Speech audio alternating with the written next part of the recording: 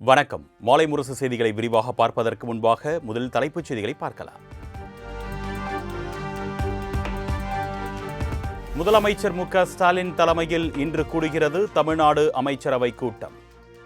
புதிய தொழில் முதலீடுகளுக்கு ஒப்புதல் அளிக்கப்பட இருப்பதாக தகவல்.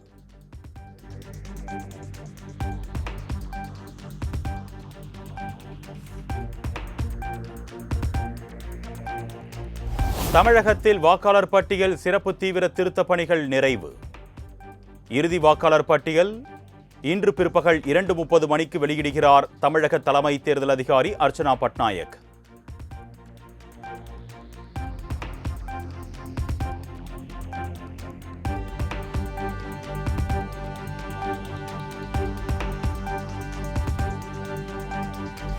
தமிழ்நாடு, கேரளா உள்ளிட்ட 5 மாநில தேர்தல் தேதி மார்ச் 2வது வாரத்தில் அறிவிக்க வாய்ப்பு.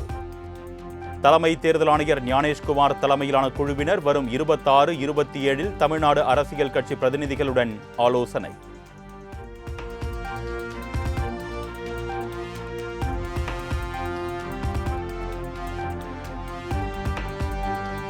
இந்திய தேர்தல் ஆணையம் மற்றும் மாநில தேர்தல் ஆணையத்தின் ஒருங்கிணைப்பை வலுப்படுத்த நாளை தேசிய அளவிலான வட்டமேஜை மாநாடு. வாக்காளர் பட்டியல் தயாரிப்பு, இவிஎம் குளறுபடி, தேர்தல் தளவாட மேலாண்மை உள்ளிட்டவை குறித்து ஆலோசிக்க இருப்பதாக தகவல்.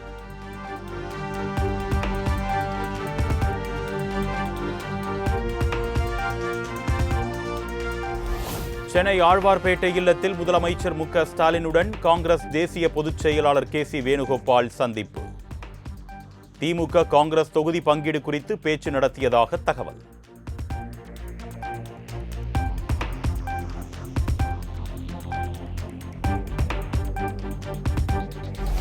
திமுக அமைத்திருப்பது சுயநலம் சார்ந்த கூட்டணி என்று அதிமுக பொதுச் செயலாளர் எடப்பாடி பழனிசாமி விமர்சனம். தேமுதிக மாநாட்டில் துணை முதலமைச்சர் பதவி கேட்டவர் பிரேமலதா என்றும் சாடல். புதுசா ஒரு கட்சி போய் சேர்ந்திருக்குது. அந்த அம்மா ஒரு மாசத்துக்கு முந்திய அவருடைய மாநாடு நடத்தினாங்க. அதுல துணை முதலமைச்சர் வேணும் கேக்குது. இது துணை முதலமைச்சர். ஆக இப்படி இருக்கிற கட்சியெல்லாம் ஒன்னா சேர்ந்துதான் கூட்டணி அமைச்சிருக்கிறாங்க.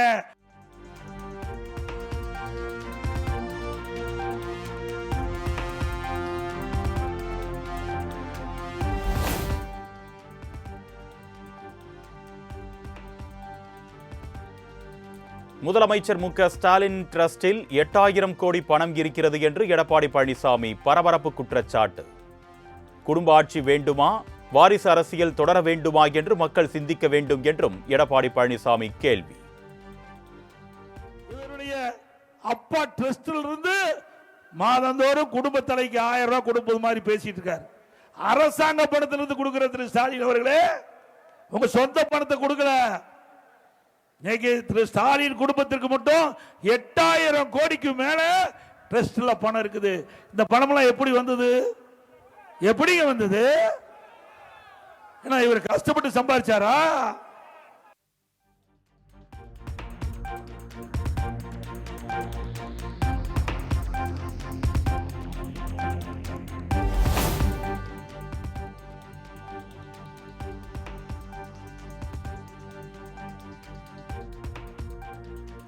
திமுக ஆட்சியில் சட்டம் ஒழுங்கு முற்றிலும் சீர்குலைந்து விட்டதாக எடப்பாடி பழனிசாமி கண்டனம். தமிழ்நாட்டு மக்களை கடனாளி ஆக்கியதுதான் திமுக அரசின் சாதனை என்றும் விளாசல்.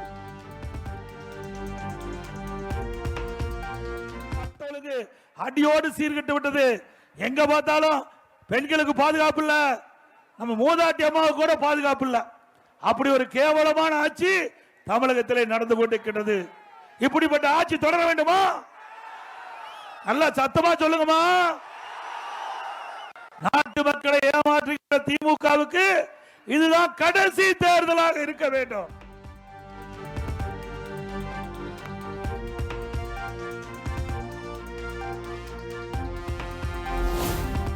இரண்டாயிரத்து 21 பாஜகவிடம் லீசுக்கு விட்டிருந்த அதிமுகவை 2026 விற்பனை செய்துவிட்டார் இபிஎஸ்.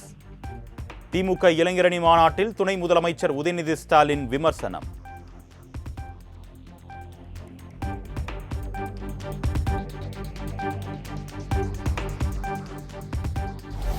எவ்வளவு பெயிண்ட் அடித்தாலும் தமிழ்நாட்டு மக்கள் உங்கள் முகங்களில் கரியை பூசுவார்கள் என்று அமித்ஷா குறித்து உதயநிதி ஸ்டாலின் விமர்சனம். பாஜகவின் கலவர அரசியலை தமிழ்நாட்டு மக்கள் என்றைக்கும் அனுமதிக்க மாட்டார்கள் என்றும் திட்டவட்டம். நிச்சயம் நம்முடைய தலைவர் முத்துவேல் கருணாநிதி ஸ்டாலின் அவர்கள் என்ற மகத்தான தலைவர் இருக்கின்ற வரைக்கும் பாஜகவுடைய கலவர அரசியலை தமிழ்நாட்டு மக்கள் என்னைக்கும் உள்ள நுழைய விட மாட்டாங்க. போன வார காரைக்காலுக்கு வந்த திரு அமித்ஷா அவர்கள் ஒரு செவுத்துல பெயிண்ட் அடிச்சிட்டு இருந்தார்.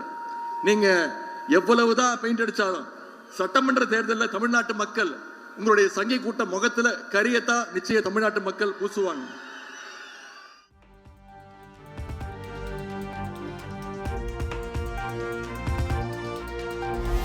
ஓ பன்னீர்செல்வம் பசும்தோல் போர்த்திய புலி என்று டிடிவி தினகரன் விமர்சனம். சட்டமன்ற தேர்தல் மற்றும் மாநிலங்களவை தேர்தலில் போட்டியிடப் போவதில்லை என்றும் திட்டவட்டம். சட்டமன்றத்தில் புரட்சித் தலைவர் எம்ஜிஆர் அவர்களின் ஆசையும் அம்மா அவர்களின் ஆசையும் திரு ஸ்டாலின் அவர்களுக்கு இருக்கும். அந்த ஆசையோடு அவர் மீண்டும் முதல்வர் ஆவார் என்று சொன்னது மிகவும் வேதனைக்குரியது, கண்டனத்துக்குரியது. பன்னீர்செல்வம் ஒரு பசும்போல் தோற்றிய புலியாக இத்தனை காலம் இருந்திருக்கிறார் என்பது தெளிவாக தெரிகிறது. நான் தேர்தலையும் இந்த 26 தேர்தலையும் அமமுக சார்பில் நான் போட்டியிடுறேன், ஏற்கனவே சொல்லியிருக்கேன்.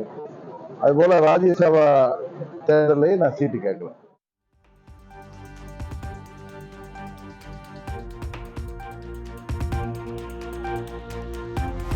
வேலூர் மாவட்டம் அகரம்சேரியில் இன்று தவேக தலைவர் விஜய் நிர்வாகிகள் சந்திப்பு. முதல் முறையாக மேற்கூரை அமைக்கப்பட்டு ஏற்பாடுகள் தீவிரம்.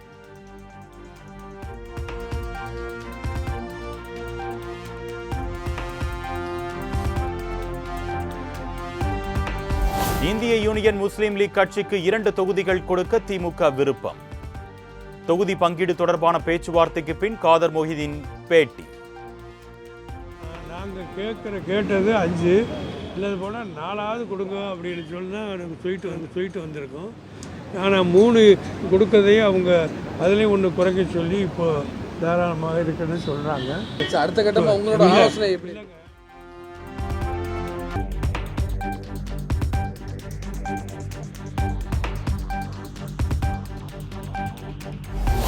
திமுக மக்கள் நீதி மய்யம் கட்சியிடையே இன்று தொகுதி பங்கீடு பேச்சுவார்த்தை.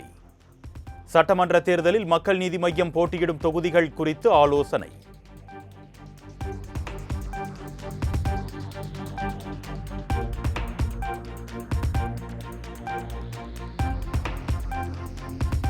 சட்டமன்ற தேர்தல் நெருங்கும் நிலையில் தொகுதி பங்கீட்டு பணிகளில் மும்முரமாக இறங்கிய திமுக. மனிதநேய மக்கள் கட்சியுடன் இன்று பேச்சுவார்த்தை.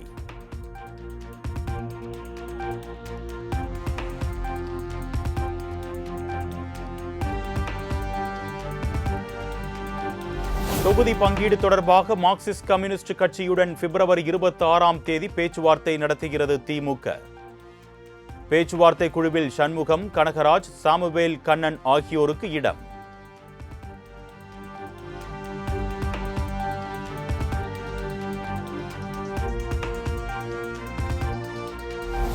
திமுக கூட்டணியில் கொங்கு நாடு மக்கள் தேசிய கட்சியுடன் தொகுதி பங்கீடு குறித்து வரும் 27ஆம் தேதி பேச்சுவார்த்தை. முதற்கட்ட பேச்சுவார்த்தை நடத்த அழைப்பு விடுத்தது திமுக தலைமை.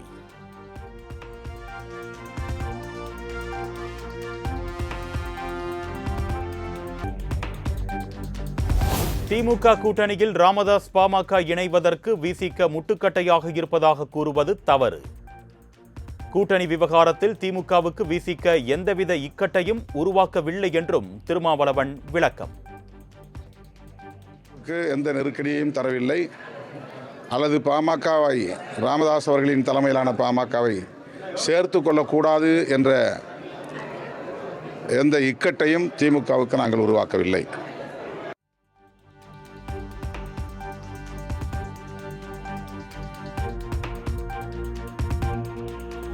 புதுச்சேரி பாஜக அலுவலகத்தில் இஸ்லாமிய பெண் அமர்ந்த இடத்தை மஞ்சள் நீரால் சுத்தம் செய்திருப்பது கண்டனத்திற்குரியது என்று திருமாவளவன் காட்டம். மதத்தின் பெயரால் தீண்டாமையை கடைபிடிக்கும் அளவுக்கு பாஜக வெறுப்பு அரசியல் தலைக்கேறி உள்ளதாகவும் வேதனை. இஸ்லாமிய சமூகத்தை சார்ந்த பெண்மணி அமர்ந்த இடம் தீட்டுப்பட்டு விட்டதாக அதை கழுவி சுத்தம் செய்திருக்கிறார்கள் என்றால் அவர்கள் சனாதன தர்மத்தின் மீது எந்த அளவுக்கு பிடிப்புள்ளவர்களாக இருக்கிறார்கள் என்பதை புரிந்து கொள்ள முடியும்.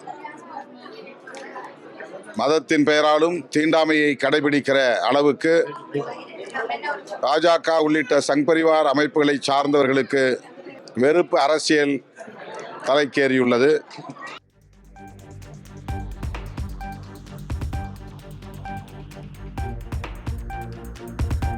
முடி மாற்று அறுவை சிகிச்சை குறித்து போதிய வழிமுறைகளை பின்பற்ற வேண்டும். தகுதி வாய்ந்த தோல் மருத்துவர் அல்லது பயிற்சி பெற்ற அறுவை சிகிச்சை நிபுணர் மட்டுமே மேற்கொள்ள தமிழக அரசு அரசாணை.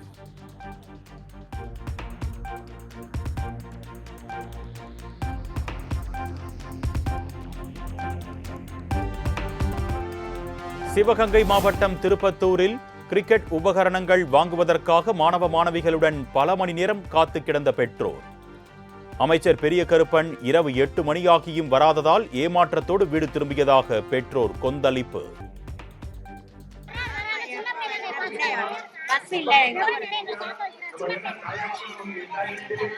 எந்த ஊரு?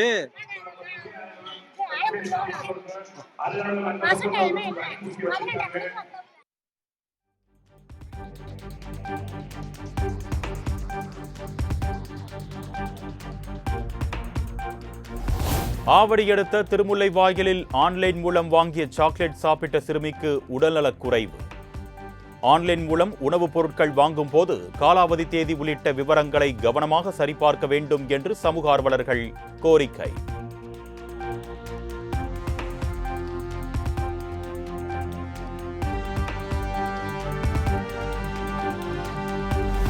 தயாரிப்பாளர் சங்க தேர்தலில் தலைவர் பதவிக்கு போட்டியிட்ட ஜிகேஎம் தமிழ்குமரன் வெற்றி. நலம் காக்கும் அணி சார்பில் போட்டியிட்டு 788 வாக்குகள் பெற்று தலைவரானார் தமிழ்குமரன்.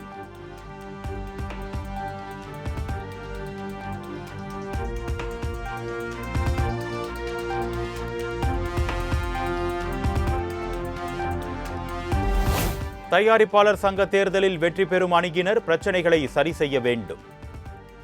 தமிழ் திரைப்பட தயாரிப்பாளர்கள் சங்க தேர்தலில் வாக்களித்த பின் ரஜினிகாந்த் பேட்டி. எல்லாருக்கும் தெரியும், ப்ரொடியூசர்ஸ்க்கெல்லாம் நிறைய ப்ராப்ளம்ஸ் இங்கே இருக்குது, நிறைய பிரச்சனைங்க இருக்குது. யார் தேவைப்பட்டு வர்றாங்களோ அவங்க முக்கியமான ப்ராப்ளம்ஸ் எங்கெல்லாம் சால்வ் பண்ணுவாங்க சொல்லி எனக்கு நம்பிக்கை இருக்குது. சால்வ் பண்ணணும். நன்றி. தேங்க்யூ.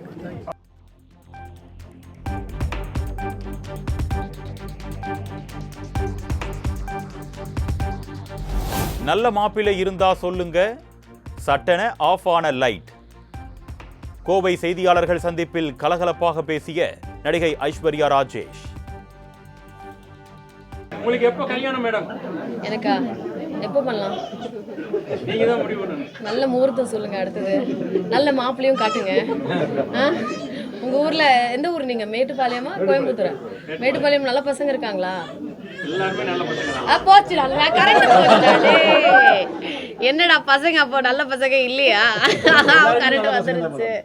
அப்படியா? ஓகே. அப்போ ஒரு நல்ல சகுனம்னு வச்சுக்கணும்.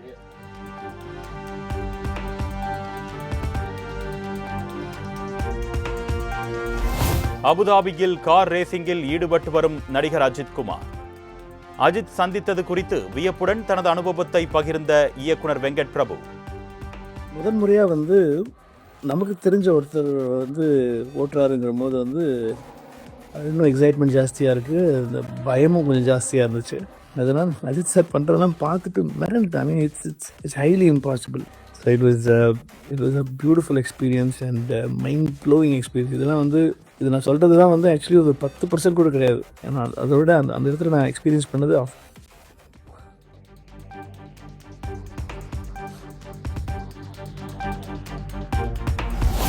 சிவகாசியில் சிலம்பத்தில் அசத்திய பள்ளி கல்லூரி மாணவ மாணவியர்கள். 200க்கும் மேற்பட்டோர் ஒரே இடத்தில் 1 மணி நேரம் சிலம்பம் சுற்றி உலக சாதனை.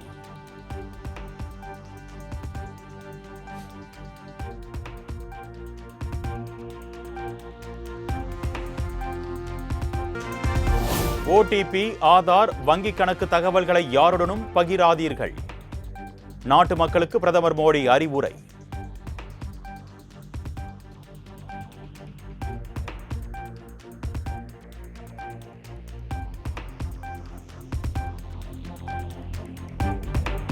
டெல்லியில் நடந்த செயற்கை நுண்ணறிவு தாக்க உச்சி மாநாடு ஒரு திருப்புமுனையாக அமைந்தது. இந்தியா அடைந்துள்ள முன்னேற்றங்களால் உலக தலைவர்கள் ஈர்க்கப்பட்டதாக பிரதமர் மோடி பெருமிதம்.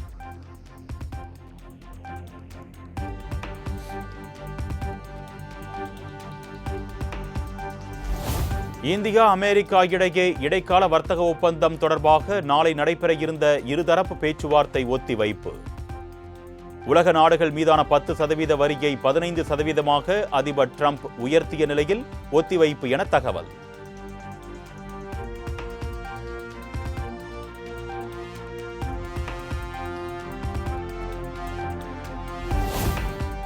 இந்தியா அமெரிக்கா வர்த்தக ஒப்பந்தம் விவசாயிகளின் நலன்களுக்கு பாதகமானது என்று காங்கிரஸ் குற்றச்சாட்டு.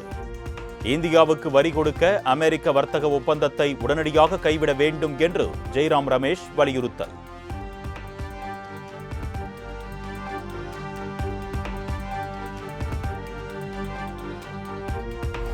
இந்திய அஞ்சல் துறையில் 38 கோடி சேமிப்பு கணக்குகளில் 22 லட்சம் கோடி ரூபாய் உள்ளது. மத்திய தகவல் தொடர்புத்துறை அமைச்சர் ஜோதிராதித்ய சிந்தியா தகவல்.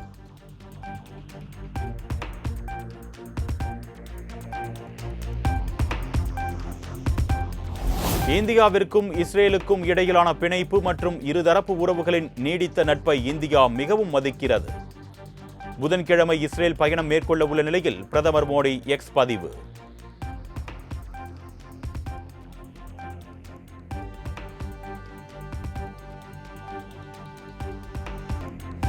அமெரிக்க அதிபர் டிரம்ப் மீது மீண்டும் கொலை முயற்சி தாக்குதல் நடத்த திட்டம்.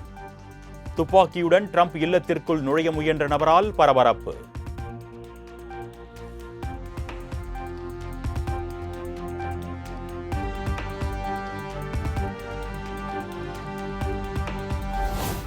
உலகக்கோப்பை சூப்பர் 8 சுற்றில் தென்னாப்பிரிக்கா அபார வெற்றி. 76 ரன்கள் வித்தியாசத்தில் வீழ்ந்தது இந்திய அணி.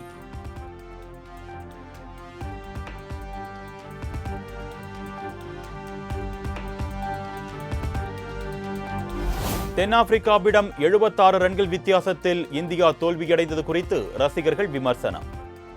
இந்திய அணியின் பேட்டிங் மிகவும் மோசமாக இருந்ததாக கவலை.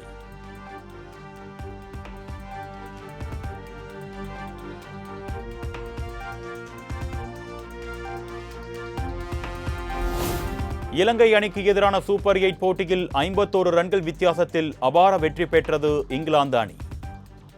குரூப் 2 பிரிவில் இங்கிலாந்து அணி முதலிடம்.